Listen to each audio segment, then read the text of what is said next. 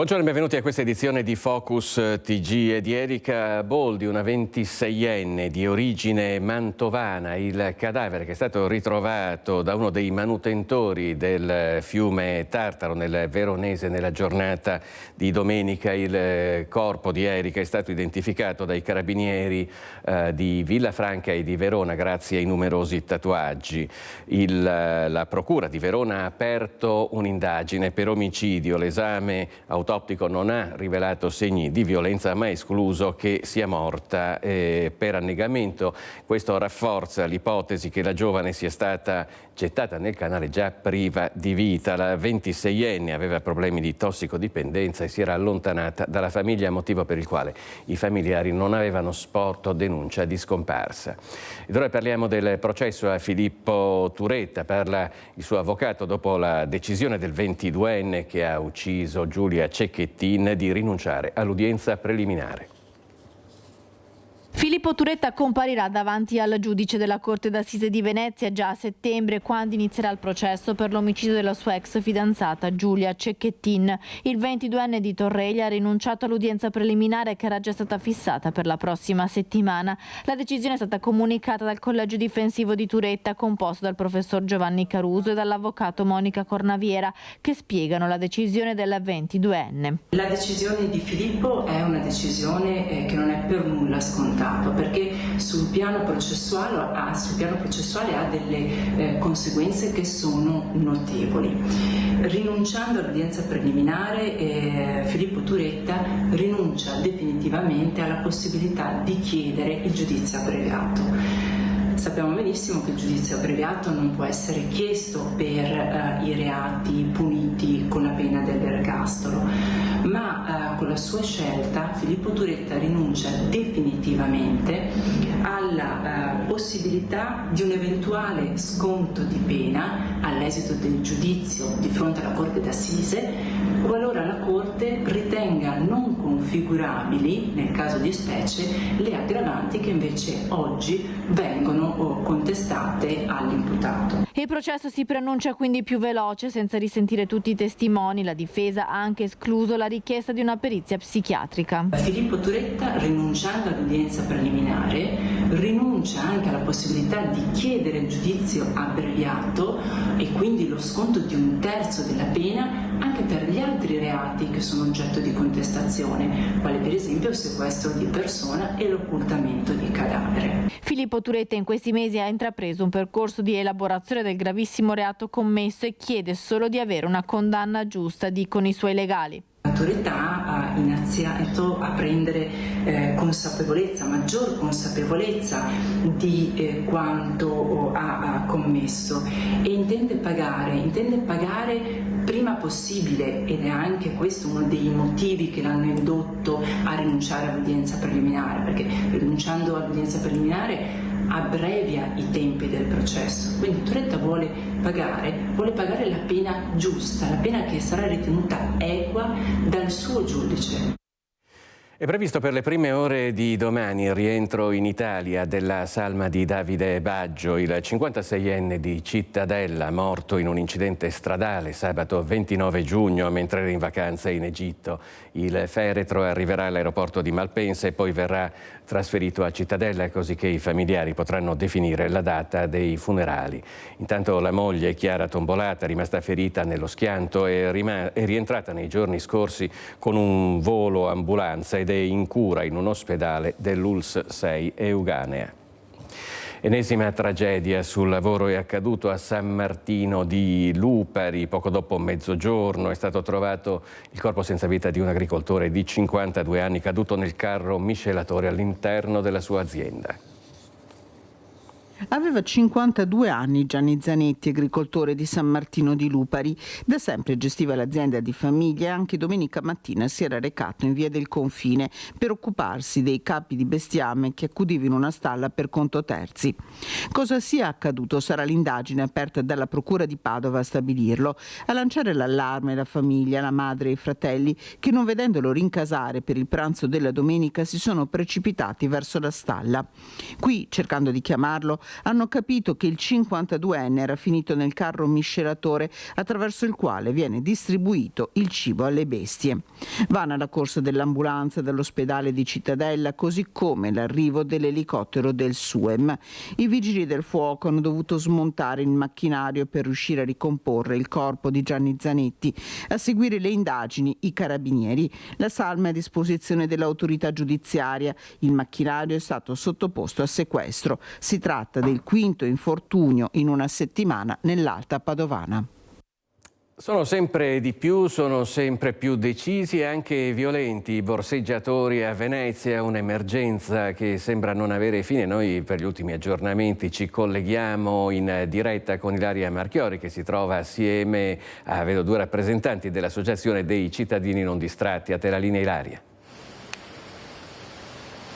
Sì, buongiorno Filippo, buongiorno ai nostri telespettatori. Siamo qui insieme a due membri del Comitato Cittadini Non Distratti. Iniziamo subito con Monica Poli, che già conosciamo, qualcuno l'ha anche ribattezzata Lady Pickpocket. Allora Monica, lei da sempre, insieme anche agli altri membri dei Cittadini Non Distratti, contrasta i borseggi e ci sono stati molti momenti in cui l'ha fatto in maniera eclatante. Cosa sta succedendo adesso? È un po' nel mirino lei in questo momento? In questi giorni io sono un po' nel mirino, mi è successo 3-4 giorni fa che mi trovavo in una zona e purtroppo, anche se siamo in silenzio stampa, ho visto questa banda che stava aprendo uno zainetto e sono intervenuta.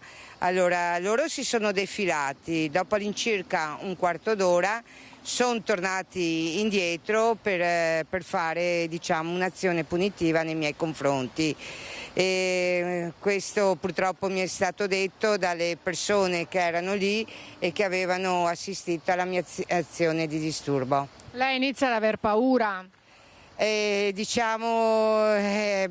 questo punto anche sì, però non mollo, perché siamo in una situazione che questi stanno facendo quello che vogliono e non si può mollare in questo momento, ecco. Sì, poi in particolare adesso con l'estate, con il turismo che sta dilagando a Venezia. Monica, lei ha parlato di silenzio stampa, cosa significa? Spieghiamolo a chi non lo sapesse. Allora, noi abbiamo fatto un attimo di silenzio, ci siamo fermati per vedere se dall'alto succede qualcosa. Ecco, perché a questo punto bisogna essere chiari.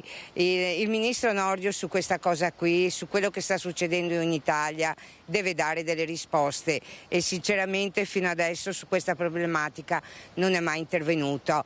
La sicurezza è una priorità e bisogna anche dare manforte alle forze dell'ordine, che in questo momento si trovano solo a dare fogli di via ed ASPO, e questo non è giusto. Poi altra cosa, che per effetto della riforma Cartabia stanno archiviando migliaia e migliaia di procedimenti nei confronti di questi personaggi. Allora trovo che sia un insulto nei confronti di cittadini, nei confronti di turisti che sono stati borseggiati e soprattutto sull'operato delle forze dell'ordine. Il ministro Nordio deve dare delle risposte, dica da che parte sta. La sicurezza è una priorità. Si deve tornare alla procedibilità d'ufficio. Le forze dell'ordine devono avere il potere di eseguire arresti e tutto quello che si può fare. Questo è l'ennesimo appello al ministro Nordio da parte dei cittadini non distratti. Ma dicevamo un'escalation di borseggi, mentre sembrava che alcuni mesi fa la situazione si fosse un po' calmata, ora non è più così, vero Lorenzo? No, confermo, purtroppo le aggressioni, i borseggi sono sempre in continuo aumento.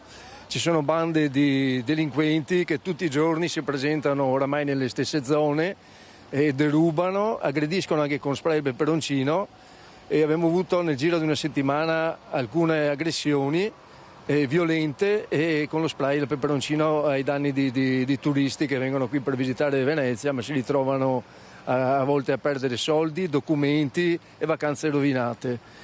Ecco Lorenzo, a questo punto sorge spontanea una domanda, perché magari se la fanno anche tanti nostri telespettatori. A voi chi lo fa fare? Perché comunque correte anche dei rischi non da poco, come ci diceva Monica poco fa. Sì, infatti adesso rischiamo parecchio anche noi, come ci dicono distratti, anche solo nell'atto di avvertire ai turisti che stanno per essere borseggiati, ci troviamo a essere minacciati noi e le persone sono veramente sempre più aggressive e violente, quindi diventa un problema molto grosso anche per noi. Noi abbiamo fatto una settimana di sospensione della nostra attività proprio per vedere se qualcosa cambia dall'alto, come diceva appunto prima Monica.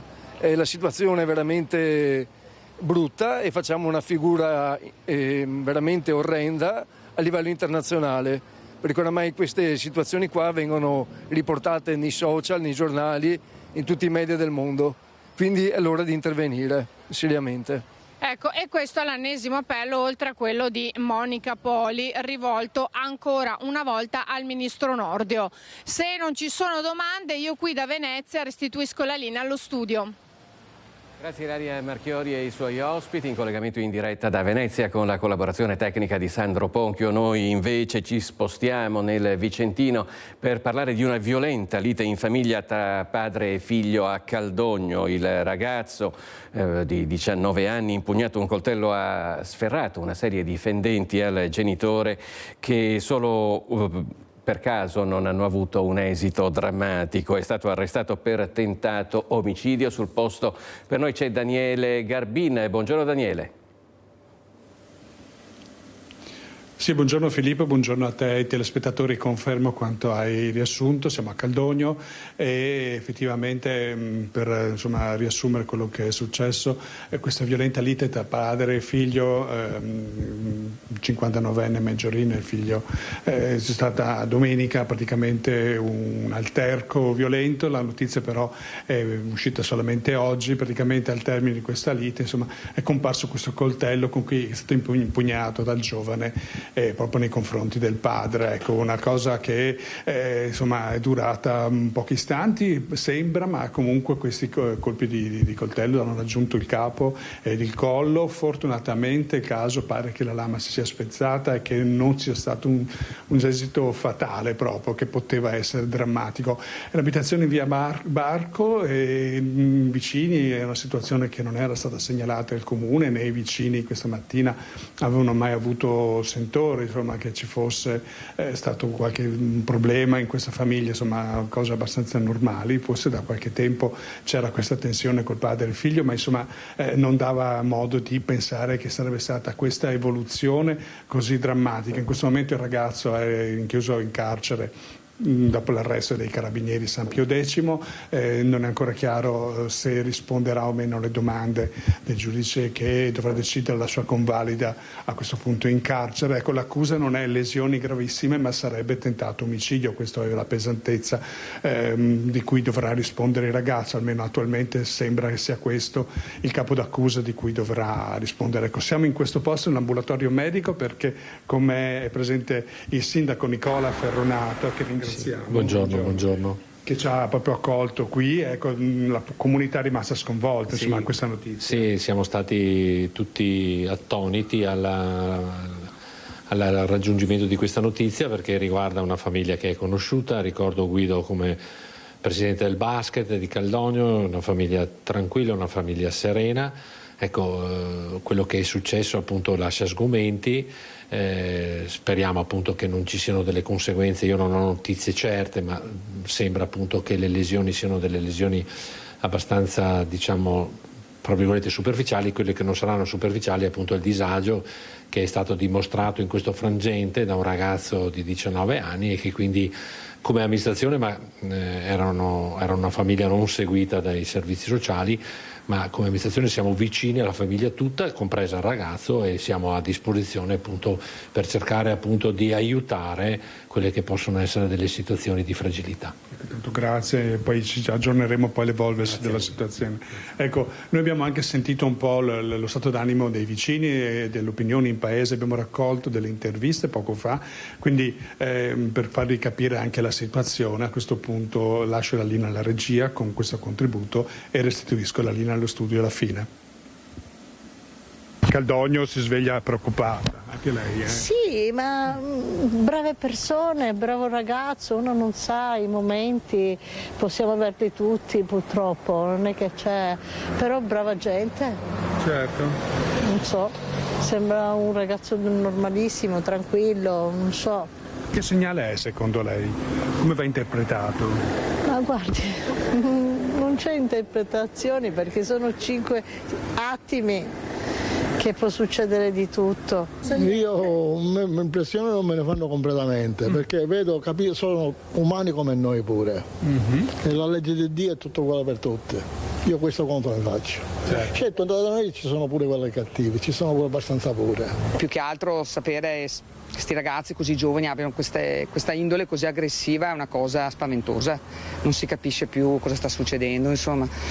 Certo che sapere che poi è successo così vicino a casa è inquietante, il periodo è questo e si spera insomma. Questo è un segnale insomma, che preoccupa Caldogno? Preoccupa sì, perché tutta la comunità si è sempre uniti per fare qualcosa di positivo, per rendere la città più vivibile eccetera, però se si sente appunto questo si resta sconvolti e effettivamente fa male il cuore questo. È un segnale di che cosa secondo lei? È un segnale che questi figli ormai prendono un po' la posizione, si vogliono fare da padroni loro, non siamo più noi genitori da padroni che riusciamo a gestire questi ragazzi. E come riusciamo a contenere secondo lei questa cosa? Con l'educazione ancora da piccoli, però effettivamente la situazione è un po' andata fuori controllo. Mi sono sconvolta perché sento adesso sta roba proprio, parte del giornale Veneto, che vi ancora da dirla però sta cosa, Vabbè. Che cosa le sembra? Insomma, una notizia così spaventa? Mi spaventa tanto che robe lì. Cose soprattutto l'ha colpita perché è una lite che insomma, è sfuggita al controllo. E mai per quante cose storte che ti vadano nelle vite non dovrebbe mai succedere. Che segnale è secondo lei? Una società che cambia? Insomma, una volta era così. Come sicuro sì, abbiamo tanto più rispetto, non potevo neanche fare Mi ha insegnato a dire di parlare sempre con i buoni perché i vegni sono gentili e buoni, ma non lo so cosa che succede. Perfetto. I giovani cominciano a essere tanto violenti, ci sono tanti casi di violenza in giro ed è preoccupante, a volte mi chiedo anche, voglio dire, tutta la TV, quello che fanno vedere, se non portano a un crescente sempre maggiore di violenza, cioè che quasi diventa una cosa normale, quella di alzare le mani o non so cosa sia successo sinceramente per arrivare a una cosa così, oppure se il ragazzo magari aveva fatto uso di qualcosa, perché adesso non si sa. Certo. Ecco, cosa fare? Perché a questo punto è un segnale dei tempi, qualcuno dice c'è l'emulazione, lei come la vede? Guardi, io sinceramente non so cosa dirle, perché non so se dipenda, si dice sempre dalla famiglia, ma non può essere neanche una giustificazione, perché non è che i genitori hanno sempre colpe, o questi ragazzi che vivono in un mondo loro virtuale, magari vedono tante cose per televisione e quindi hanno il cervello praticamente invaso da queste cose. Difficile dire cosa scatta, cosa succede a questi ragazzi, insomma. Resta in carcere Tari Ardair, il 33enne albanese che è stato arrestato venerdì dopo che aveva sequestrato una connazionale 26enne, il suo bambino. Il giudice ha infatti convalidato l'arresto. Si è avvalso della facoltà di non rispondere Tari Ardair, il 33enne albanese arrestato venerdì dopo aver sequestrato per ora una 26enne connazionale con cui aveva avuto una relazione il figlioletto della donna. Ieri a Trento, davanti al giudice per le indagini preliminari, il barbiere di Silea è rimasto in silenzio e non ha fornito spiegazioni. Il giudice ha convalidato la custodia cautelare in carcere e ha chiesto il trasferimento del fascicolo di indagine alla procura di Padova competente per territorio. Ardair ha sequestrato la donna a Borgorico e poi ha iniziato la fuga fino fino a Grigno in provincia di Trento, dove è stato fermato dai carabinieri che li avevano seguiti dopo l'allerta lanciati dal marito della 26enne. Tari Ardair, difeso dall'avvocata del Foro di Treviso Sara Scattolin, era già stato condannato per atti persecutori proprio nei confronti della 26enne ed era uscito di prigione lo scorso 1° maggio. Al suo legale, che ha incontrato in carcere a Trento prima dell'udienza di convalida del fermo, avrebbe detto di non aver mai avuto intenzione di uccidere la donna. Il 33enne però era ossessionato, non aveva mai accettato la fine della relazione e aveva anche piazzato dei GPS sotto l'auto della 26enne. Nella sua macchina invece aveva fascette da elettricista usate per immobilizzare la donna, una mazza da baseball. Non è stato invece ritrovato il coltello con cui ha minacciato la 26enne, forse l'ha lanciato in un'area boschiva lungo la Valsugana in una delle tappe della sua folle fuga. Un 36enne siciliano è stato denunciato per la truffa dello specchietto. È accaduto a Monselice, dove i cittadini hanno segnalato al 112 una vettura sospetta con una persona a bordo che sabato mattina tentava di perpetrare la truffa nei confronti degli automobilisti in transito in via De Gasperi. Intercettata la Golf dell'uomo, che poco prima aveva tentato di raggirare una 68enne di Pernumia, i carabinieri hanno perquisito l'auto sequestrando un bastone utilizzato per urtare lo specchietto degli altri veicoli. Il 36enne, come detto, è stato denunciato per tentata truffa. Una bambina di 10 anni è collassata per il troppo caldo sul vaporetto a Venezia proprio mentre stava per scendere e ha sbattuto la testa sui gradoni dell'imbarcadero. È accaduto a Santa Marta sulla linea 4.2 ieri mattina. La bimba di origine cinese è stata subito soccorsa e ricoverata all'ospedale civile in pediatria. Ha subito un trauma cranico, seppure di lieve entità. E allora parliamo dello spaventoso rogo che domenica mattina verso le 3 è scoppiato al mercato ortofrutticolo di Bassano. Incendio al mercato ortofrutticolo di Bassano con le fiamme che in piena notte hanno distrutto alcuni box all'interno della struttura. Massiccio l'intervento dei vigili del fuoco arrivati dal vicino distaccamento ma anche da Thiene e Vicenza per spegnere un rogo spaventoso, come conferma il direttore del mercato ortofrutticolo Giacinto Tramonte. È uno scenario tremendo che si è trovato davanti. Sì, devo anche dire che sono intervenuti subito i vigili del fuoco con 3-4 autobotti, erano già presenti i carabinieri. Per fortuna è successo di notte e non c'è nessuna persona coinvolta. Certo è che non soltanto il mercato ma anche l'intera area abitata è andata in blackout. È andata in blackout perché il fuoco ha rovinato dei cavi principali delle condutture elettriche che il mercato ne ha bisogno per i frigoriferi e ha fatto saltare la centralina di tutta la zona. Adesso la situazione? Ma la situazione è tutta a posto, è stata ripristinata ancora la mattinata di ieri. L'Enel è intervenuta, ha sostituito i cavi rotti e quindi non ci sono problemi. L'incendio pare sia stato causato dal surriscaldamento dell'impianto elettrico. L'azienda, che occupava i 2 box andati a fuoco, è stata temporaneamente spostata in altri 2 siti adiacenti. Palpabile lo sconforto del titolare. Abbiamo gli uffici completamente distrutti, si è completamente bruciato il sistema informatico, parlo di server, di PLC, di gruppo di continuità da cui sembra che sia stato generato l'incendio. Tempi adesso per ripristinare tutto? Dalle valutazioni fatte ieri sia dai periti di parte e da altre figure che ho interpellato si parla di 30-40 giorni minimo, fatto salvo che la bonifica verrà fatta se ci danno l'autorizzazione da parte dell'autorità di intervenire nel giro di 48 ore. La bonifica di per sé stesso potrà essere fatta dalle aziende autorizzate in questo ambito. E intanto il mercato ortofrutticolo resta aperto nonostante i danni anche ai privati, con l'area interessata totalmente transennata. E ora parliamo della morte di Alex Marangoni, perché mentre proseguono le indagini la città di Marcon si sta preparando a dare l'ultimo saluto al giovane. Noi siamo in collegamento in diretta con Cristian Arboit, che si trova assieme al sindaco di Marcon, Matteo Romanello. A te la linea, Cristian. Buongiorno Filippo, a te e a tutti i telespettatori di Rete Veneta, anche da parte di Simone Merlo che sta curando la parte tecnica. Marcon, una cittadina che resta sconvolta e che si prepara a dire addio ad Alex Marangon sabato mattina alle 10 nella chiesa che si trova qui vicina alla chiesa parrocchiale di Marcon.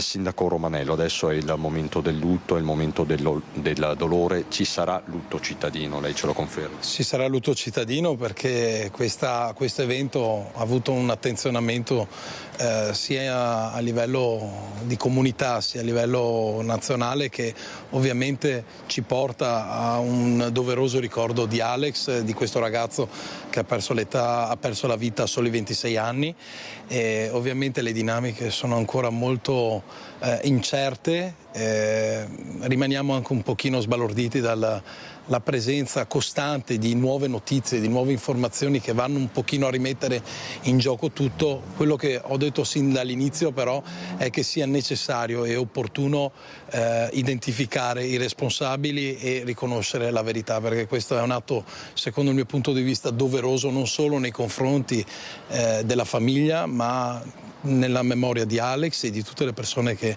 volevano bene a Alex, quindi la verità prima di tutto. Quindi questo non è un mero lutto cittadino, un lutto cittadino che chiede giustizia. Volete lanciare un messaggio con questo lutto cittadino? Assolutamente, questo è chiaro, è sotto gli occhi di tutti, e colgo anche l'occasione per ringraziare coloro che si stanno impegnando a favore della verità. Non solo stiamo parlando delle polizie e di tutti coloro che sono interessati a favore dell'indagine, ma anche gli stessi giornalisti, insomma i mass media, che stanno attenzionando la situazione proprio con questo intento, la ricerca della verità e delle risposte. E a proposito di verità e risposte, grazie Sindaco, rimanga con noi. Proseguono le indagini da parte dei carabinieri coordinati dalla Procura della Repubblica di Treviso, carabinieri e investigatori che hanno sentito di fatto tutti i partecipanti al ritrovo New Age, qualcuno lo ha ribattezzato così, al rito sciamanico che si è tenuto per l'appunto circa 8 giorni fa, nella notte tra sabato e domenica all'abbazia di Vidor. Quindi tutti i soggetti sono identificati, nessuno è indagato, il fascicolo aperto è per omicidio volontario ma contro ignoti, questo va ribadito. Quindi gli inquirenti riferiscono di aver sentito tutte le parti in gioco e quindi fanno intendere di aver sentito o comunque di non aver perso i contatti con i 2 curanderi sudamericani che erano presenti durante il rito e che poi sono partiti all'alba di quella maledetta domenica. Quindi da questo punto di vista nemmeno loro sono indagati al momento, così come nessun altro dei partecipanti alla festa. Il sindaco Romanello parlava poc'anzi di continui aggiornamenti, di continue notizie, di tante versioni. Sicuramente una delle più importanti è stata resa nota nelle scorse ore, diffusa nelle scorse ore, quando ha parlato e ha parlato anche ai nostri microfoni esattamente 24 ore fa il guru, così è stato soprannominato Andrea Zuin, l'organizzatore dell'evento, l'organizzatore del rito sciamanico al quale ha partecipato Alex Marangon. Queste le parole di Zuin. Alle 3 del mattino Alex si è allontanato dal gruppo, assistito da altre 2 persone. A quel punto io stavo suonando, per cui posso dirti esattamente com'è andata. E a un certo punto uno dei ragazzi è venuto dentro dicendo: guarda che Alex è scomparso. I 2 che hanno inseguito Alex fuori dall'abbazia sono i curanderi, i curatori sciamanici. Si tratta di cittadini sudamericani, Johnny Benavides e un altro di cui non è stato reso noto il nome, ma che lo segue sempre durante questi riti. Dopo la tragedia si sono allontanati, forse sono fuori dall'Italia. La pressione emotiva, ci dice Zuin, è altissima. Quindi non sto dicendo che è giusto, ma sto dicendo che è umano. Abbiamo a che fare con esseri umani. Non abbiamo a che fare con assassini, non abbiamo a che fare con criminali. Il mistero si racchiude in 3 ore. Che cos'è accaduto ad Alex? Domanda senza risposta, ma l'autopsia ha già chiarito che il 25enne, quando è entrato in acqua, era ormai in fin di vita. Emorragie imponenti, sfondamento parziale della nuca, costole rotte. Qualcuno lo ha picchiato tanto forte da ucciderlo? E se così fosse, perché? Durante la cerimonia, definita dallo stesso guru Zuin il cerchio, hanno bevuto delle tisane a base di erbe. I curandero hanno delle medicine che si chiamano purghe e servono proprio per pulirti fisicamente. Ovviamente quando ti pulisci fisicamente c'è una reazione anche emotiva. Sono purghe che non hanno effetti degli iroidi o psichedelici? Sono purghe che, come ti ho detto, hanno degli effetti fisici molto di rilascio. Sostanze che qualche effetto evidentemente lo hanno rilasciato, vista l'uscita di Alex che ha gridato qualcosa e poi è scomparso. Alex era un mio amico, ha ribadito il guru, questo non era il primo rito a cui partecipava il 25enne. Alex so che mi voleva molto bene e che aveva molta fiducia su di me. Per questo a me dispiace molto quello che è successo, puoi immaginare quanto.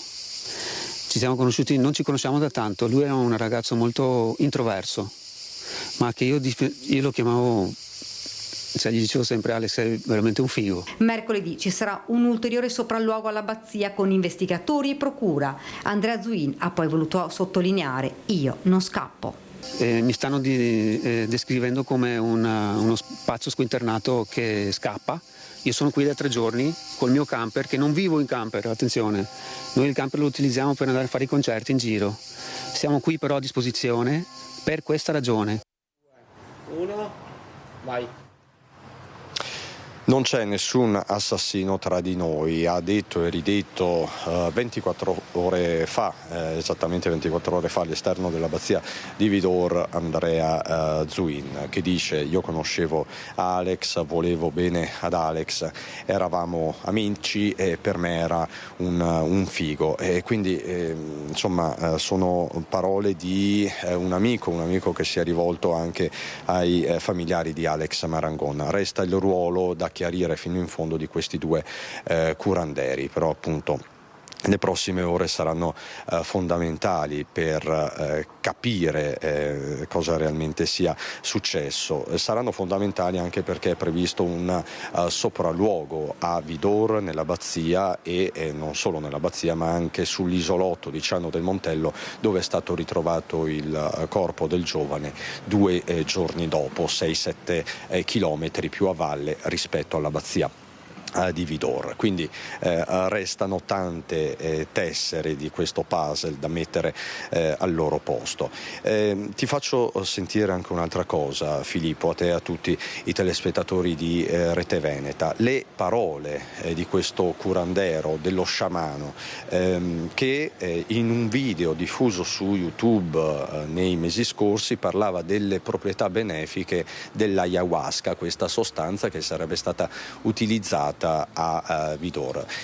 Prima Zuin parlava di tisane con effetti di rilascio più che con effetti degli iroidi o psichedelici. Questo ce lo diranno gli esami tossicologici, noi non lo possiamo dire, però intanto questo curandero parlava di ayahuasca e si presentava così al pubblico. Una pianta maestra, una madre che apre la via della conoscenza e della consapevolezza. Così Johnny Benavides, il curandero colombiano che era presente quella sera a Vidor, nell'abbazia dove poi ha perso la vita Alex Marangon, definisce l'ayahuasca, una delle tante piante di potere che si usano nei riti di musica medicina, specialmente nei paesi latinoamericani. Pianta che potrebbe essere stata usata durante le 3 serate del Sol de Putumayo, celebrate a Vidor. Ecco Benavides in uno dei suoi video, approvato anche dalla Zoo Music di Andrea Zuin, il musicista organizzatore di Vidor. Para mí la ayahuasca es una planta maestra que nos brinda esa oportunidad de entrar a campos de información para nuestro crecimiento personal. También en mi forma de sentir a esta medicina es que ella tiene la capacidad de dominar todos los artes de la vida y nos enseña del arte del buen vivir. Para mí la ayahuasca tiene unos niveles de intensidad también. Esta medicina puede llegar a ser muy sublime mediante una reacción muy suave y enseñarnos muchas cosas, pero también en momentos puede llegar a ser muy fuerte, en donde nos lleva así en un viaje de colores, de visiones. Questo video, il video che avete appena visto, è stato rimosso nelle scorse ore. Ecco, quindi anche questo è un dato che può far riflettere ognuno poi tra le sue considerazioni. L'inchiesta è assolutamente aperta, il fascicolo è contro ignoti, si parla per l'appunto di omicidio volontario, di una mattanza. Tra l'altro ti posso dire, Filippo, che nelle scorse ore ho sentito anche l'avvocato amico del proprietario dell'abbazia che fa alcune considerazioni. Anche lui parla appunto del proprietario dell'abbazia, ignaro di quello che stava appunto capitando quella sera, stava dormendo ed è stato poi il proprietario dell'abbazia, il conte, a lanciare l'allarme la mattina poco dopo le 6, quindi praticamente all'alba. Però questo per Marcon è il momento del dolore, del lutto, non delle indagini. Il sindaco Romanello ha decretato il lutto cittadino e ci sono anche dei cittadini che stanno tentando di organizzare una fiaccolata in memoria di Alex. Esattamente, c'è un gruppo di cittadini che vuole sostenere appunto questa fiaccolata. Io ho dato la massima disponibilità anche per la realizzazione di tutte le pratiche burocratiche connesse, anche perché ci aspettiamo una grossa mobilitazione, una grossa presenza, e ovviamente stiamo attendendo un riscontro da parte della famiglia che si è giustamente chiusa nel silenzio in queste ore, un po' frastornati da un insieme di notizie che sono arrivate che metterebbero a dura prova chiunque. E quindi insomma siamo pronti eventualmente a ricordare venerdì con una fiaccolata Alex, sabato i funerali, e ci aspettiamo veramente tanta presenza e basta. Ecco, famiglia che resta chiusa nel suo dolore, la casa è qui a poche centinaia di metri, chiaramente un dolore, un silenzio che rispettiamo. Grazie Sindaco Romanello, grazie davvero. Con Simone Merlo, Filippo, ti restituisco la linea. Grazie a Christian Arboit. Noi adesso parliamo di zanzare. A livello nazionale c'è l'allerta per i casi di dengue registrati su turisti di rientro da località straniere. In Veneto il primo caso di Toscana virus dopo che una donna residente nel Padovano è stata ricoverata per una forma di meningite provocata da una puntura di papatasio. Ci colleghiamo in diretta con Valentina Visentin, Cristian Roque Allende per saperne di più. Buongiorno Valentina. Sì, buongiorno da Padova, siamo negli uffici dell'USL 6 Euganea per parlare appunto di zanzare, papataci, perché proprio qui nel Padovano, nei Colli Euganei, c'è stato il primo caso di Toscana virus. Una donna di 65 anni è stata ricoverata per gli effetti di una meningite causata da una puntura di papataccio. Qui con me c'è il dottor Valerio Valeriano, direttore del servizio di igiene e sanità pubblica dell'USL 6 Euganea. Questo caso, che cos'è il Toscana virus? È vero, magari non sono molto frequenti questi tipi di reazioni alle punture di papataci, però bisogna prestare attenzione. Allora, già da 4 anni la zona dei Colli Euganei è endemica per il Toscana virus. Abbiamo avuto il primo anno 2 forme febbrili, poi dal 2022 abbiamo avuto 4 meningoencefaliti, l'anno scorso 3 meningoencefaliti, questa è la prima della stagione. È un'infezione sicuramente importante, però c'è da dire che per fortuna nella gran parte dei casi, praticamente tutti, da forme totalmente asintomatiche. Molto meno frequenti sono le forme sintomatiche, tipicamente danno sintomi di tipo febbrile, le cosiddette febbri estive. Eccezionali sono le meningoencefaliti, che tipicamente colpiscono persone over 65, come questo caso, che hanno comorbidità tipo patologie cerebrovascolari, per esempio pergressi ictus, e quindi persone che hanno comunque già una situazione un po' delicata.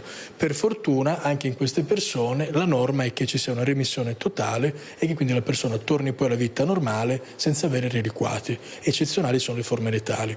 Infatti la signora sta uscendo dalla terapia intensiva, quindi è in fase di miglioramento. Qui con me c'è anche Bianca Daniela Manolace, che è tecnico della prevenzione. E come ci si può difendere dai papataci? Allora, ricordiamo che il papataccio è un insetto che, per quanto riguarda la sua ecologia, preferisce ambienti umidi, ambienti verdi e ombreggianti. Non è un grande volatore, per questo motivo i normali interventi sistematici che vengono effettuati per la lotta contro le zanzare non sono efficaci. Quindi cosa consigliamo di fare per difendersi da questi insetti? La cosa migliore sarebbe quella di adottare dei dispositivi di protezione individuale, come ad esempio gli abiti chiari, utilizzare costantemente repellenti quando ci si espone all'aria aperta e installare delle zanzariere nella propria abitazione. Un'altra questione è quella della dengue. Abbiamo assistito a numerosi casi, tutti di turisti di rientro da località esotiche, quindi dai viaggi. Quali sono i sintomi, dottore, a cui dobbiamo prestare attenzione quando si fa rientro da un viaggio in una località straniera? In generale sono sintomi aspecifici. Febbre, dolori alle ossa, articolazioni sono abbastanza tipici, ma comunque sempre specifici sono. Io direi che in generale la cosa ideale da fare quando si viaggia in zone endemiche, che sono praticamente tutte le zone tropicali e subtropicali, è stare molto attenti alle punture di zanzara, quindi utilizzare, come diceva anche la collega prima, repellenti cutanei, in particolare formulazioni quelle più intense, quindi più concentrate, abiti chiari coprenti, e cercare il più possibile di evitare appunto di essere morsi, soprattutto la notte. Quando si rientra in Italia, il consiglio è di utilizzare i repellenti e stare attenti per almeno una settimana, che è quella della viremia del virus dengue, in cui può eventualmente essere contagiata la zanzara tigre, che è il vettore alle nostre latitudini. Il vettore è la zanzara tigre, e quindi se la zanzara tigre italiana punge una persona che è tornata dall'estero con la dengue, rischia a sua volta di essere infetta, quindi scatta la disinfestazione. Esatto, il SISP ha un protocollo di disinfestazione che consiste nel trattare le aree con un adulticida per 3 giorni consecutivi, trattare anche le pubbliche vie con larvicidi ed eventualmente anche le abitazioni private nel caso in cui ci possano essere possibili proliferazioni di zanzare, quindi ad esempio sottovasi oppure acqua stagnante. Allora, ringraziamo gli esperti dell'USL Sayugana che ci hanno spiegato come difenderci e soprattutto quali strumenti poi adottare in caso di contrazione di questi virus. Da Padova è tutto, linea allo studio. Grazie a Valentina Visentina e ai suoi ospiti, a Cristian Rocchi Agliende che ha curato la parte tecnica di questo collegamento in diretta da Padova. Noi ci fermiamo per un istante, ci rivediamo tra pochissimo.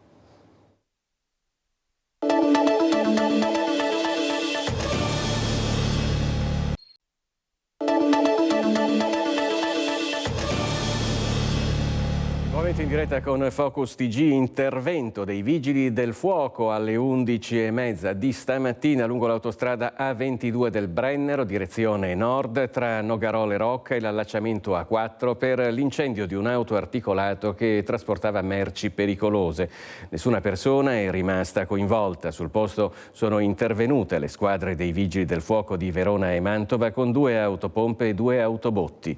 Quindi la bonifica e messa in sicurezza della sede stradale. Sul posto anche il personale della Polstrada e della società autostradale. Ed ora a Mestre per parlare di spaccio di fronte alla canonica, ripreso dalle telecamere di videosorveglianze posizionate dal parroco. Siamo in Viale San Marco. Non ho i soldi, dice allo spacciatore il cliente pusher a sua volta arrivato in bici. Ah, me li darai? Risponde flemmatico l'altro pusher, il rifornitore, quello con cappellino nero in testa, mentre tra le mani conta la mazzetta di banconote da 50 e 20 euro. Ecco l'audio originale.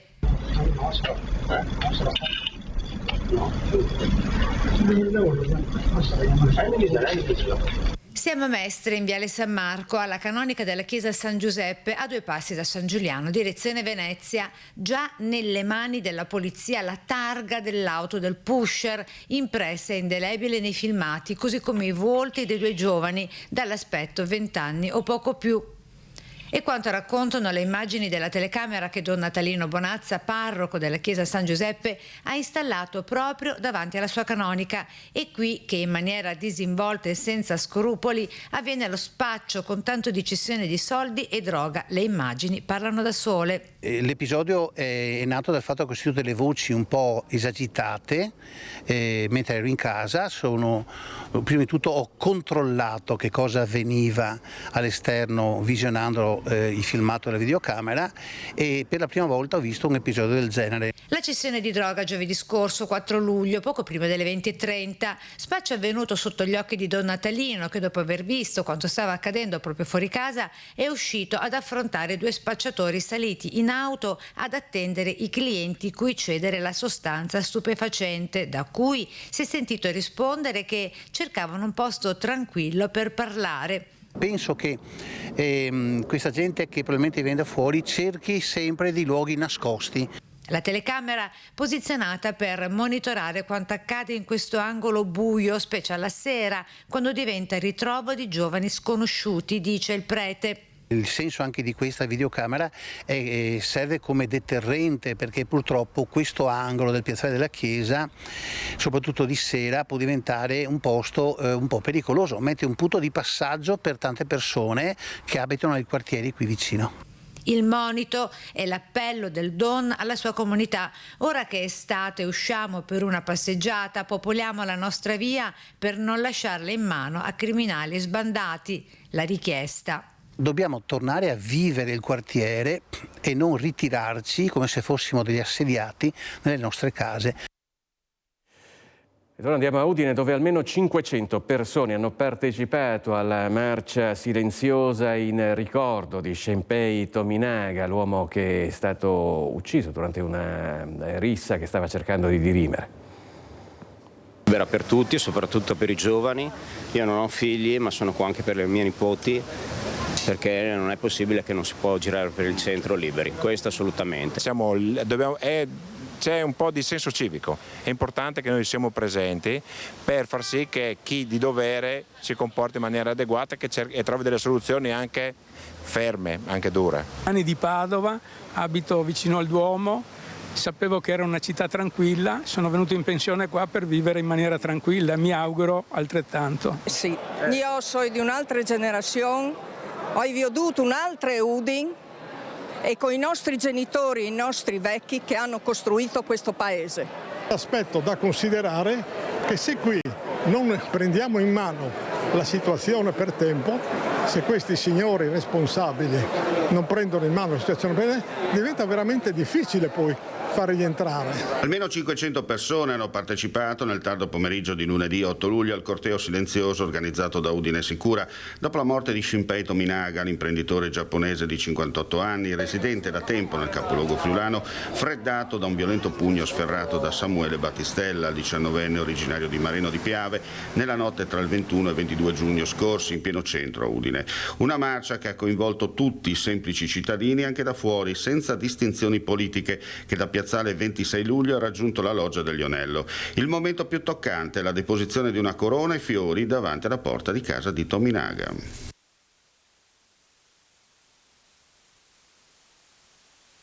Poi la seconda parte con l'intervento di Federico Malignani che dal palco ha rimproverato la giunta comunale di immobilismo e sordità in tema sicurezza. Non sanno cosa dire dall'inizio, da quell'inizio di 10 mesi fa, nei quali ci siamo presentati, abbiamo trovato nell'amministrazione comunale un interlocutore che sembrava ascoltarci, abbiamo avuto un bel incontro in via Grazzano, ci hanno spronato, ci hanno detto bravi, ci hanno detto che facevamo un'azione meritoria e di continuare.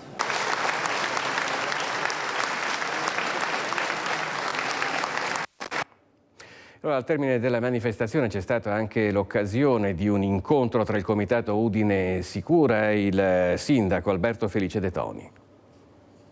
Con dei provvedimenti che possano funzionare, andate a Roma, radunate i deputati, i senatori friulani, parlategli, ditegli quello che succede, perché potrebbe essere un'idea.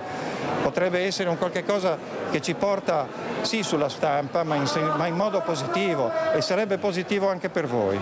Io sono convinto, noi oggi abbiamo fatto l'incontro col prefetto, con il questore, oggi siamo qua ad ascoltarla, abbiamo sospeso il Consiglio Comunale, abbiamo accettato le richieste della minoranza di fare un Consiglio Comunale speciale e adesso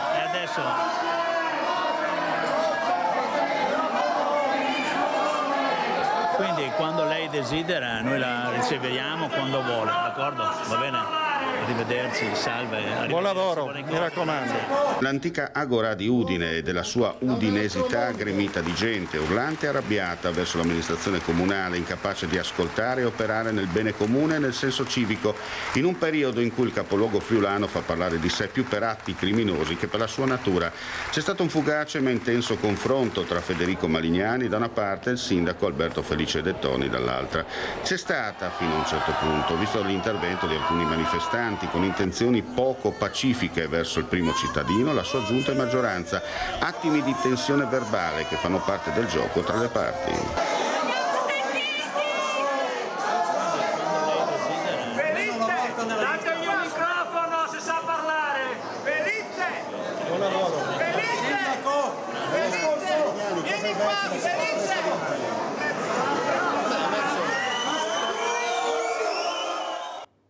Adesso torniamo a parlare di sicurezza sul lavoro, perché c'è stato un nuovo incidente a Zelarino, quindi in comune di Venezia. 2 operai sono rimasti coinvolti dal crollo di un muro mentre appunto si trovavano a lavoro in cantiere. Noi ci colleghiamo con Mestre, dove si trova Ilaria Marchiori in compagnia del segretario generale della UIL del Veneto, Roberto Toigo. A te la linea, Ilaria.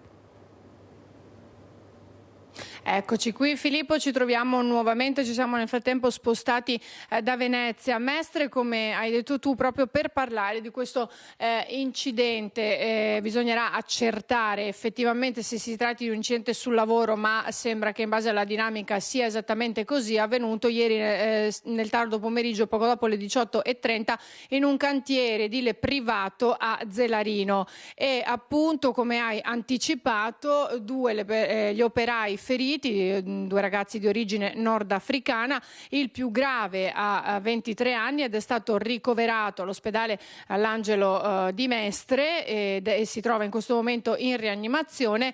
L'altro invece ferite meno lievi, e quindi non è stato necessario un ricovero, ma sarà comunque curato in ortopedia. Sembra che siano stati schiacciati del materiale che è caduto, ma naturalmente la dinamica e quello che è accaduto è al vaglio dei tecnici dell'Ospedale, che sono intervenuti immediatamente sul posto per tutti i rilievi, insieme poi ai sanitari del SUEN 118 che hanno immediatamente trasportato all'ospedale il 23enne più grave. Come hai detto, siamo qui insieme al segretario generale della UIL, Roberto Toigo, proprio per parlare di incidenti e non in questo caso, ma come è successo in altri ultimamente, morti sul lavoro, perché sembra che ultimamente, Toigo, ci sia un'escalation, nonostante da tantissimo tempo si facciano appelli e si cerchi di sensibilizzare le aziende e poi chi se ne deve occupare in capo ad avere maggiore sicurezza sui luoghi di lavoro. Con gli appelli si va poco distante. Noi ci proviamo, è quello che riusciamo a fare, però bisogna partire da una logica. La cultura della vita va insegnata. Ci sono delle leggi importanti, ci sono dei passi importanti che ha fatto il Veneto sul recuperare dei gap che c'erano. Dunque siamo una regione virtuosa, però non basta. Noi dobbiamo creare la cultura della vita a partire dalle scuole. Se non si parte da lì, nell'insegnare alle persone che la vita è prioritaria, non si arriva da nessuna parte. Non ci sono leggi, puoi andare sempre alla ricerca di chi è la causa, se è fortuito o non è fortuito. Anche l'ultimo caso, non sarà la causa dell'azienda, ok, però le persone si sono fatte male in un posto di lavoro. Dunque vuol dire che bisogna creare la cultura della vita, e un lavoratore o una lavoratrice, quando si vede in difficoltà, deve avere la capacità di capirlo e di fermarsi. Solo qui possiamo raggiungere un obiettivo. Tra l'altro evidenziamo che la sicurezza sul lavoro è fondamentale in tutti i luoghi di lavoro, non solo in quelli definiti maggiormente pericolosi. Assolutamente sì, ma è del tutto evidente, voi mi insegnate che quando succede un fatto grave se ne parla. Quanti sono i fatti che capitano? Noi lo sappiamo in casa, quanti succedono infortuni in casa, sono tra i maggiori.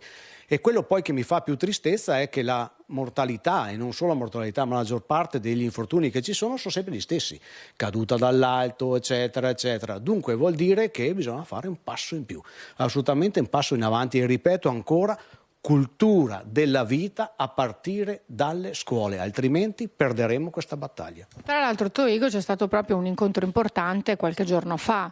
Sì, è stato fatto un incontro col prefetto, con la regione è costante. Col prefetto di Venezia, dove ha partecipato il nostro collaboratore, importante. Con altre prefetture pure. Dunque non c'è l'interesse delle istituzioni di abbandonare i lavoratori e le lavoratrici alla morte nel posto di lavoro, nemmeno delle aziende. È questo che mi turba. Quando c'è un interesse comune, perché non riusciamo a fare quel passo in più? Adesso è ora di fare quel passo in più. Ecco, l'appello è chiaro, anche se mi ha detto che gli appelli servono a poco, ma è ora di agire anche con azioni concrete. Ringrazio Roberto Toigo qui da Mestre, restituisco la linea allo studio. Grazie nuovamente a Ilaria Marchiori, al segretario generale della UIL del Veneto, Roberto Toigo. Noi ci spostiamo a Vicenza, dove la questura è sotto organico e su questo è in atto una battaglia politica per ottenere rinforzi. La buona notizia è l'arrivo di 13 nuovi carabinieri al comando provinciale. Rinforzare l'apparato di sicurezza in città e provincia per l'estate, soprattutto quando i residenti si allontanano dai centri per il tradizionale periodo di ferie. È su questo che si concentrerà lo sforzo dei vertici del Comitato per l'Ordine e la Sicurezza in Prefettura. Già potenziati i controlli preventivi contro i furti in casa in alcune aree sensibili, furti e rapine che si moltiplicano in questo periodo. La più eclatante è quella avvenuta nella villa di Roberto Baggio, ma non solo. Sarà rafforzato il controllo a ridosso delle basi americane, ma forze dell'ordine militare di strade sicure continueranno a presidiare le aree notoriamente più a rischio microcriminalità, come la stazione ferroviaria, Campomarzo e Quadrilatero, il centro storico da Corso Palladio alle principali piazze. La domanda di sicurezza dei cittadini si moltiplica anche a seguito di episodi drammatici come l'accoltellamento del finanziere nel quartiere Anconetta. Dopo questo episodio, le forze politiche di opposizione in Consiglio Comunale avevano chiesto alla Giunta un diverso modo di gestire l'organico della polizia locale, a fronte anche del mancato ripiazzo di numerosi agenti della Polizia di Stato in questura. Una buona notizia arriva invece nel comando provinciale dei Carabinieri. Oggi nella sede di via Muggia hanno preso servizio 13 nuovi militari appena formati nei diversi istituti di formazione dell'Arma. Questi carabinieri giungono, sono in servizio da oggi e andranno in incarichi prettamente operativi. Questo vuol dire che le pattuglie sul territorio rimarranno costanti perché è necessario preservare il territorio e la nostra comunità. Appena arrivati e dunque già operativi i nuovi carabinieri. Una peculiarità riguarda la prevalenza femminile dell'ultimo contingente che verrà impiegata in modo specifico. Innanzitutto questa percentuale statistica è un po' un segno dei tempi. E noi abbiamo molto a cuore la formazione nel settore della violenza di genere. Questo in particolar modo, avere queste risorse, queste ragazze, il personale femminile ci aiuta nella ricezione delle denunce, perché ovviamente oltre ad aver aperto 3 stanze per le adozioni protette in provincia, quindi sono stanze connotate da un particolare arredo per consentire alla vittima di rivolgersi in maniera empatica al nostro personale, anche la presenza ovviamente di personale femminile aiuta in questo per chiaramente consentire alla vittima di aprirsi più agevolmente. Andiamo a San Zenone degli Ezzelini, dove un giovane si è barricato in casa minacciando. Il gesto estremo è stato salvato dai carabinieri. Noi siamo tornati sul posto con Chiara Gaiani e Renzo Rigon. Si è tornata alla normalità questa zona di San Zenone degli Ezzelini dopo la grande paura vissuta per quasi 4 ore a partire dalla metà del pomeriggio di ieri, quando un giovane di 25 anni che in questo momento si trova ricoverato all'ospedale di Montebelluna si è chiuso in casa, aveva con sé un grosso coltello da cucina e anche minacciava di far saltare tutto aprendo il gas. Tutto questo al termine di un violento litigio con il padre, questo giovane che è conosciuto a San Zenone degli Ezzelini anche dal sindaco, che era tra le persone presenti qui per cercare di capire come far fronte ad una situazione di emergenza. Aveva avuto un violento litigio proprio con il genitore, la mamma in quel momento non era presente in casa. Una situazione delicatissima che è stata risolta grazie al lavoro di mediazione delle forze dell'ordine, in particolare dei carabinieri, del comandante della stazione di San Zenone degli Ezzelini, intorno alle 18:30 qui, quindi insomma dopo circa 2 ore da quando era stato proprio il papà del ragazzo a far lanciare l'allarme, qui erano arrivate anche le forze speciali. Per fortuna poco prima delle 8 tutto si è risolto per il meglio, il ragazzo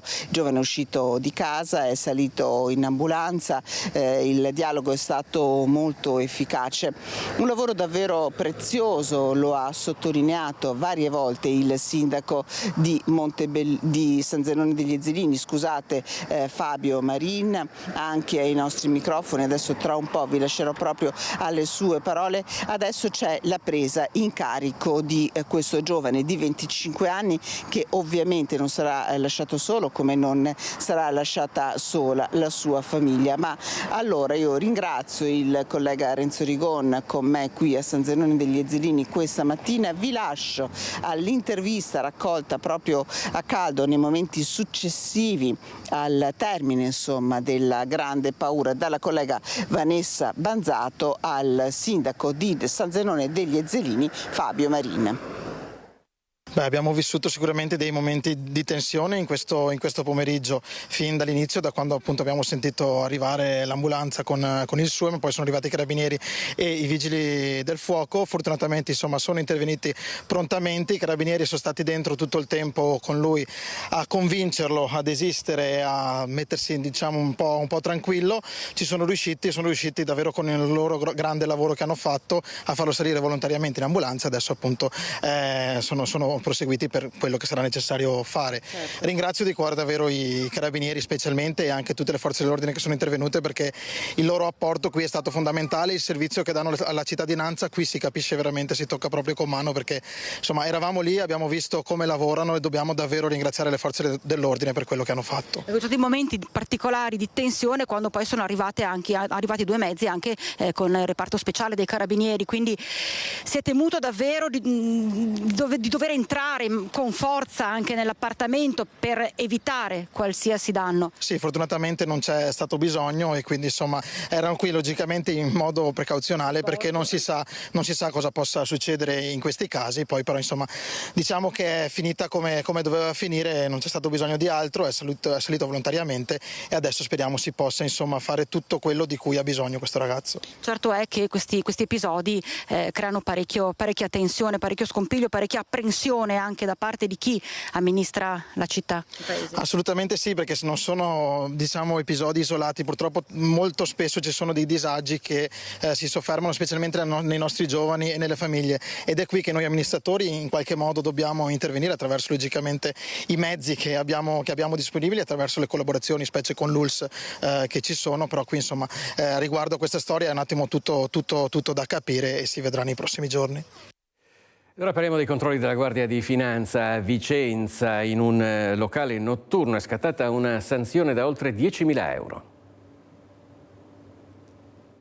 Fiamme gialle, raffica di controlli contro il lavoro nero. La Guardia di Finanza del Comando Provinciale di Vicenza, con i funzionari dell'Ispettorato Territoriale del Lavoro e dell'Istituto Nazionale per l'Assicurazione contro gli infortuni sul lavoro di Vicenza, trovano 2 lavoratori in nero in un locale notturno. Si tratta di un buttafuori e di una ballerina, contestata la posizione di un'altra lavoratrice in nero precedentemente rilevata. Per questo sono scattate sanzioni amministrative per un totale di 10.850 euro, oltre a 1.290 euro per la mancata denuncia di un infortunio precedentemente avvenuto a un lavoratore dipendente. Disposta la sospensione immediata dell'attività commerciale. Lo stesso giorno un'altra pattuglia delle Fiamme Gialle del gruppo Vicenza ha effettuato un altro accertamento in un centro estetico della città. Nell'occasione è stata trovata una lavoratrice in nero. Per questo sono scattate sanzioni per 1.950 euro e in attesa della regolarizzazione della posizione della lavoratrice in nero è stata avanzata all'Ispettorato Territoriale del Lavoro di Vicenza proposta di sospensione del centro estetico. Arrestato e rilasciato più volte un ladro seriale che da tempo mette a segno furti nel veneziano è finito nuovamente in manette. Già noto per i suoi numerosi furti, il ladro seriale di nazionalità italiana particolarmente attivo nel veneziano è stato arrestato dalla polizia per l'ennesima volta. L'episodio risale alla notte del 2 luglio, quando sono scattati gli allarmi in un bar e una biglietteria di un parcheggio a Malcontenta. Le volanti giunte sul posto hanno intercettato il presunto ladro mentre cercava di fuggire in bicicletta. A quel punto lui avrebbe abbandonato a terra la refurtiva e la bicicletta per continuare la sua fuga a piedi in via dell'Elettronica e poi gettarsi in un canale dove i poliziotti l'hanno raggiunto e bloccato. La refurtiva, denaro e vari pacchetti di sigarette è stata recuperata e restituita ai proprietari, mentre l'uomo accompagnato in centrale è trattenuto nelle camere di sicurezza della questura. Il processo per direttissima ha convalidato l'arresto e disposto la misura dell'obbligo di dimora a Marghera. Ma questo furto è solo la punta dell'iceberg. Solo nel 2024, riepiloga la questura, ne avrebbe messi a segno una decina, a danni di bar, ristoranti, pizzerie, ditte commerciali e food truck, sia in terraferma che a Venezia. In vari casi è stato arrestato e rilasciato. Ad aprile la divisione anticrimine della Questura di Venezia si era attivata per cercare di limitare il reiterarsi di comportamenti delittuosi, riuscendo a sottoporlo alla misura di sorveglianza speciale di pubblica sicurezza per 2 anni, con l'obbligo di permanere nella propria abitazione dalle 20 alle 7. L'uomo tuttavia era già stato fermato e arrestato lo scorso 26 giugno insieme a una complice perché sospettato di essersi introdotto all'interno dell'Ulls 3 di Marghera. Voltiamo pagina, riparte la Valdastico Nord. Il Trentino ha dato il via libera alla variante al piano urbanistico per il collegamento a Rovereto. Una pista che riprende vita, un'arteria, un collegamento, il collegamento tra il Vicentino e il Trentino. Riparte la Valdastico Nord e riparte con l'approvazione da parte della Giunta della provincia di Trento alla variante al piano urbanistico per il collegamento dell'A31 con l'autostrada del Brennero. Bene che si torni a parlare di Valdastico Nord e ancora meglio che questo avvenga grazie al fatto che il presidente Fugatti ha riavviato l'iter autorizzativo proprio partendo dalla provincia di Trento. Esulta il presidente della provincia di Vicenza Andrea Nardin. Già nel 2007 l'allora governo Prodi aveva previsto l'innesto a Trento entro il 2026. Al momento ci sono 4 tracciati alternativi, 3 con l'innesto localizzato attorno a Trento e 1 sul Rovereto, come chiesto dal presidente della provincia autonoma Maurizio Fugatti. Noi siamo veramente contenti, visto soprattutto la necessità che si è dimostrata di questa arteria con le interruzioni recenti che le frane hanno provocato. Certamente fra la soluzione a Rovereto e la soluzione a Trento sarebbe preferibile la soluzione a Trento, sia dal punto di vista logistico sia per l'impatto ambientale che verrebbe ad avere. Il presidente della provincia di Vicenza preferisce la soluzione di collegamento a Trento. Adesso in Trentino si dovrà attendere il parere del Consiglio delle Autonomie Locali, con diversi comuni contrari al progetto. Poi il disegno di legge in Consiglio provinciale potrebbe concludere l'iter entro metà settembre. Infine andrà valutata la soluzione migliore. Sul fronte veneto invece è tutto già pronto e il prolungamento della Valdastico viene visto favorevolmente, considerato che il corridoio del Brennero è già saturo e sulla Valsugana c'è stato un aumento del traffico dopo l'apertura della Pedemontana. È importante che si ritorni a parlare di questa importante arteria, visto la necessità, la volontà di riavvicinare e di collegare la provincia di Trento con la provincia di Vicenza. Quindi siamo felici che il presidente Fugatti abbia riavviato l'iter autorizzativo. A 2 settimane dal ballottaggio che lo ha eletto nuovo sindaco di Bassano del Grappa, Nicola Finco ha dato le dimissioni da consigliere regionale dopo 14 anni a Venezia, tracciando anche un bilancio di questa esperienza. 3 legislature, 14 anni a far la spola, dal Ponte Vecchio al Canal Grande. E ora per Nicola Finco è arrivato il tempo delle dimissioni. Il nuovo sindaco di Bassano del Grappa rimetterà il mandato da consigliere regionale e da vicepresidente del Consiglio Veneto, cariche incompatibili con quella di primo cittadino. Lo farà nelle prossime ore con un passaggio formale a Venezia, poi il Consiglio voterà la surroga. Sono entrato che avevo quasi 27 anni, quindi ero poco più di un ragazzo, e ovviamente per me è stata una grande palestra di vita, perché 14 anni in Consiglio regionale mi hanno permesso di crescere, di formarmi da un punto di vista politico. Ho imparato insomma questa importante arte, no? Che è un'arte di mediazione e di risposte al territorio. Ho allacciato un sacco di rapporti con amministratori di tutto il territorio provinciale, ho portato avanti tante battaglie per il territorio provinciale ma soprattutto per il territorio bassanese, ma adesso insomma si volta pagina. In quasi 15 anni fra Bassano e Venezia sono molti i rapporti che vengono stretti, le alleanze e le amicizie che possono rappresentare un valore aggiunto nel ventaglio di possibilità di un sindaco. Certamente ovviamente i rapporti con la regione continueranno ad esserci, visto insomma che conosco moltissime figure dirigenziali, ma ho ancora molti colleghi con i quali ci sentiamo quotidianamente, ma ho avuto modo anche di conoscere le realtà nazionali, quindi i rapporti con i vari ministeri piuttosto che con determinati enti a livello regionale e a livello provinciale, quindi gli agganci ce li abbiamo, ora dobbiamo mettere a frutto insomma queste conoscenze. Di 14 anni a Palazzo Ferrofini, Finco porta con sé molti ricordi di battaglie, confronti, successi, ma nel suo cuore resta la sua prima esperienza nella 9ª legislatura, iniziata nel marzo del 2010 e segnata dalla presenza di figure di grande spicco nella politica regionale. Ricordo Nereo Laroni, ricordo Reolon, ricordo il collega Claudio Sinigaglia, persone che oggi non ci sono più ma che sicuramente mi hanno lasciato tanto perché erano persone di lunga esperienza, e per un giovane ragazzo che era appena entrato all'interno del Consiglio regionale sicuramente mi hanno fatto da maestri, e questa loro esperienza oggi, questo bagaglio di conoscenze le porto con me. Sarà Ca' Farsetti, sede del Comune di Venezia, alle 5 di questo pomeriggio. L'ultimo saluto a Stefano Boato, scomparso domenica mattina a 82 anni. Unanime il cordoglio di istituzioni e società civile per quello che fu tra i padri dell'ambientalismo veneziano. Architetto, urbanista, politico, intellettuale, ambientalista. Caro Stefano, la tua vita l'hai vissuta veramente tutta, ha scritto il fratello Michele in una lettera aperta a Stefano Boato all'indomani della sua scomparsa. 82 anni vissuti intensamente e spesso pericolosamente, ha ricordato Michele, dalle discussioni alla Federazione Universitaria Cattolica all'occupazione di architettura che nel 67 aprì la via alla rivolta di Ca' Foscari.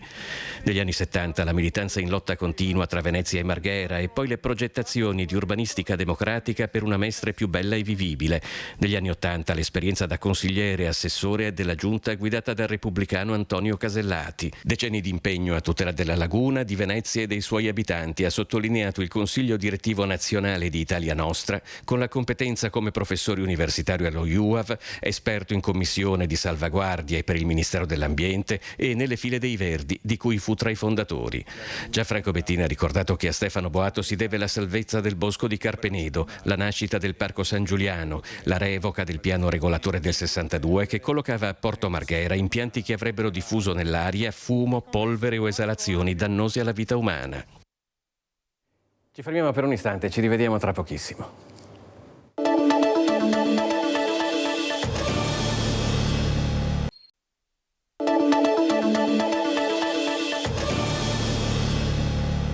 Nuovamente in diretta con Focus TG a Padova, riunione tra i commercianti Ascom che si ritengono penalizzati dai cantieri per la realizzazione della nuova linea del tram e chiedono all'amministrazione maggiore coinvolgimento nella definizione dei cantieri.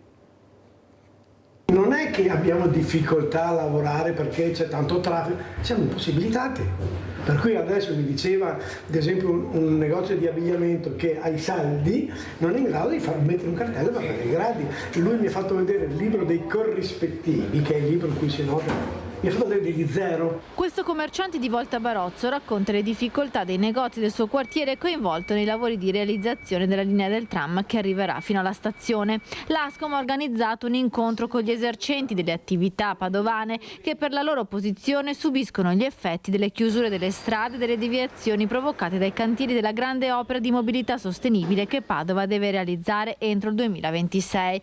Il presidente Ascom, Patrizio Bertin, ribadisce che i commercianti non sono contrari al tram, ma vorrebbero essere maggiormente coinvolti nella definizione dei cantieri. Non è il tram, sono i lavori che sono stati condotti dal nostro punto di vista su una maniera poco comunicativa. Allora, questi presidenti di quartiere mi hanno chiamato per avere da me informazioni. Bertin chiede anche maggiori aiuti, non è sufficiente il provvedimento che riduce la Tari e le imposte sulle affissioni. Abbiamo chiesto alcune cose, magari vediamo di ragionare assieme, di trovare ZTL magari che col varco aperto, vediamo di trovare qualche parcheggio e non lo facciamo pagare. Cerchiamo di essere incentivanti con chi vuole venire a Padova. Anche i commercianti di Chiesa Nuova interessati dai lavori per la terza linea, quella che collegherà Vigonza, Padova e Rubano, denunciano grandi difficoltà dovute agli ingorghi. L'amministrazione dialoghi con le associazioni di categoria. Bisogna trovare delle soluzioni, bisogna chiudere pezzetti e non chiudere intere vie, non si può procedere così, ci vuole un confronto, bisogna che le idee anche nostre vengano ascoltate. Ascom Padova ha annunciato anche che è stata commissionata un'indagine sull'impatto del tram sulle attività economiche alla società di ricerca Format Research.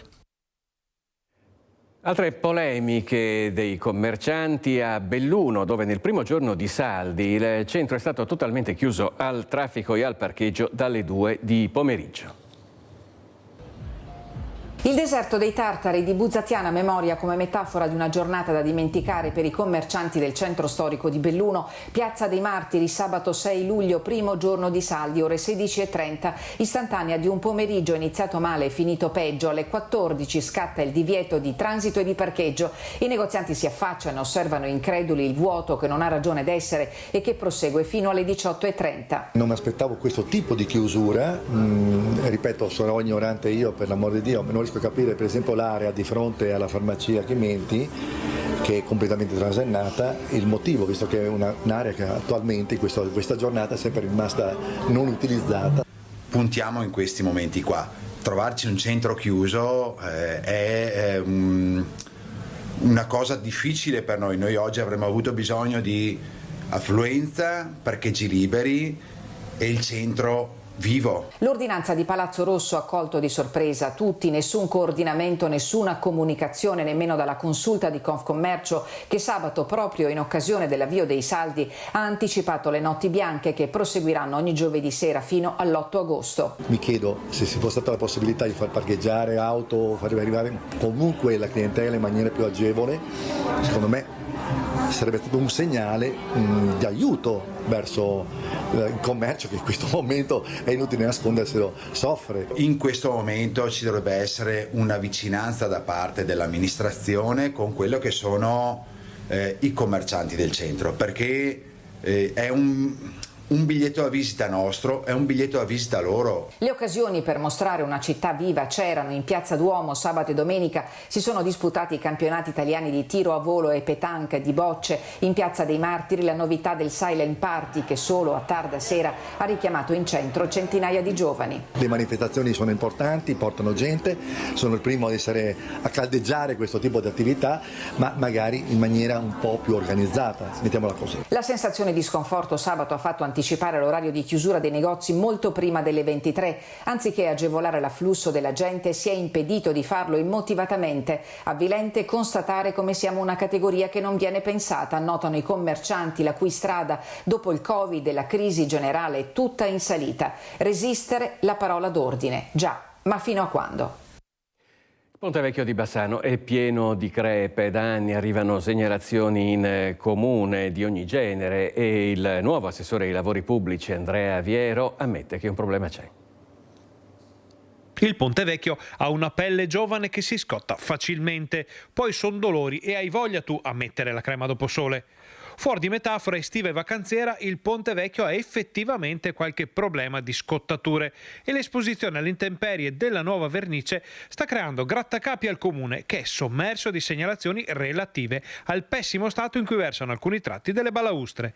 Le stesse segnalazioni che arrivano a Rete Veneta e che noi portiamo all'attenzione dell'assessore competente. Il restauro che è stato eseguito prevedeva dei protocolli precisi condivisi con la soprintendenza.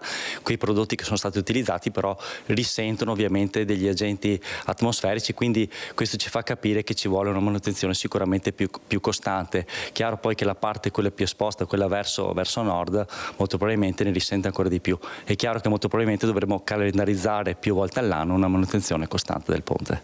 La nuova amministrazione dovrà quindi mettere mano al calendario delle manutenzioni e prevedere una maggior frequenza degli interventi. E se costerà qualcosa in più, poco male.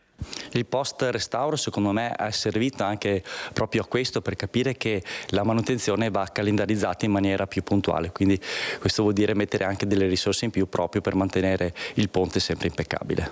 Il Ponte Vecchio però non è sotto attacco solamente degli agenti atmosferici. Spesso la maleducazione e qualche vandalo possono far danno al monumento nazionale, con condimento di eccessi nelle serate della Movida. Ma anche in questo caso ci sono tutti gli strumenti per mettere le cose a posto. Sicuramente il nuovo assessore alla sicurezza porrà massima attenzione alla tutela del nostro monumento nazionale. È anche vero che le forze dell'ordine non possono essere lì H24, però è anche vero che ci sono degli occhi silenti che sono le telecamere di sicurezza che in qualche maniera tengono sempre monitorata la situazione. Quindi invito anche i cittadini, qualora ci fossero degli episodi particolari, di segnalarlo ovviamente al comando di polizia locale, perché poi con le telecamere funzionanti c'è sempre la possibilità di beccare i malintenzionati. Torniamo a Belluno, dove si è tenuta la conferenza dei sindaci dell'ULSS 1 ed è stata presentata la nomina della nuova direttrice dei servizi sociosanitari. 63 anni, nata a Vittorio Veneto, medico specializzato in medicina del lavoro, igiene e medicina preventiva, con una lunga esperienza alle spalle, sia dal punto di vista sanitario che gestionale.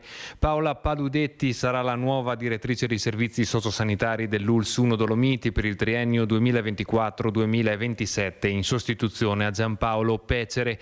In attesa dell'ufficializzazione da parte del commissario Dalben, la nomina proposta ha ricevuto il parere positivo della conferenza dei sindaci che si è tenuta questa mattina a Palazzo Rosso. Si è andati a verificare i rapporti con la Regione del Veneto, le competenze acquisite appunto da questo professionista in ambito sanitario, sociosanitario. Ho ritenuto che abbia tutte le carte in regola per ricoprire bene questo ruolo in questo territorio, visto anche la conoscenza che ne ha dello stesso. A Paludetti la gestione dei servizi sociali in integrazione con quelli sanitari presenti sul territorio, un'area in forte espansione per quanto riguarda l'azienda sanitaria bellunese. Da una parte si stanno sviluppando gli ATS, gli ambiti territoriali sociali, quindi una nuova visione della gestione del sociale, dall'altra c'è questo importantissimo tema dell'integrazione sociosanitaria che vede comuni da una parte, azienda sanitaria dall'altra, a trovare quelli che sono i progetti, le soluzioni, i percorsi migliori in ambito di aree veramente fondamentali. Parliamo di salute mentale, di dipendenze, di anziani, di disabilità e di aree di materno-infantile. Passaggio obbligato alla luce delle amministrative che hanno interessato 31 comuni del Bellunese, anche l'elezione del presidente della conferenza dei sindaci, che riconferma Oscar De Pellegrini in carica fino alla scadenza della metà del suo mandato da sindaco come da statuto, e la nomina di 3 membri del comitato esecutivo, riconfermata Sara Bona per l'area dell'Alpago e nominati Buzzo Amedeo per l'area Cadore Comelico e Daniela Piccoli nel Feltrino. Per De Pellegrin fondamentale mantenere una visione unitaria e coesa della gestione della sanità sul territorio della provincia di Belluno, che trascenda campanilismi e settorialità. La problematica è di tutti e quindi la conferenza ha la funzione di accogliere tutte le problematiche che arrivano dal territorio, cercare di fare sintesi e poi confrontarsi con l'azienda per cercare di dare risposte. Cambiamo decisamente argomento, parliamo di spettacolo. La tappa veneziana del tour finale di Umberto Tozzi ha chiuso la settimana di grandi concerti in piazza San Marco dopo l'esibizione de Il Volo e dei Pooh.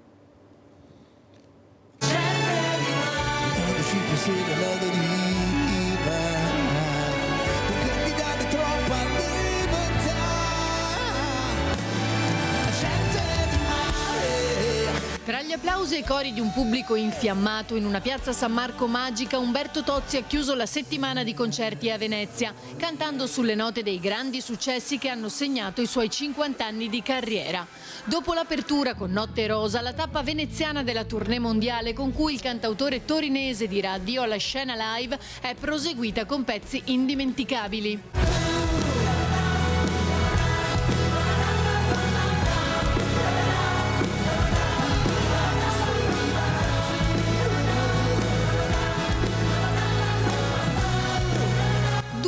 Inediti proposti fino alla conclusione con l'immancabile hit mondiale Gloria, brani iconici che hanno chiuso il primo ciclo di 4 appuntamenti promossi dal Comune e Vela nelle sere precedenti. Infatti si sono esibiti Il Volo, giovedì, e i Pooh con una doppia data venerdì e sabato.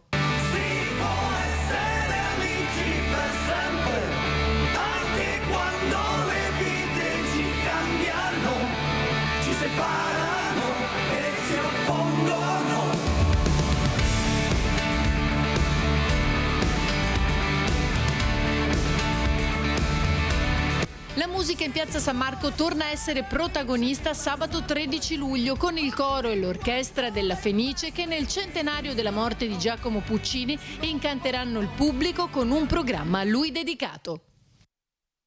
Allora parliamo del nuovo allenatore del Venezia, Eusebio Di Francesco, che ha ricevuto al Lido di Venezia il primo abbraccio dei tifosi.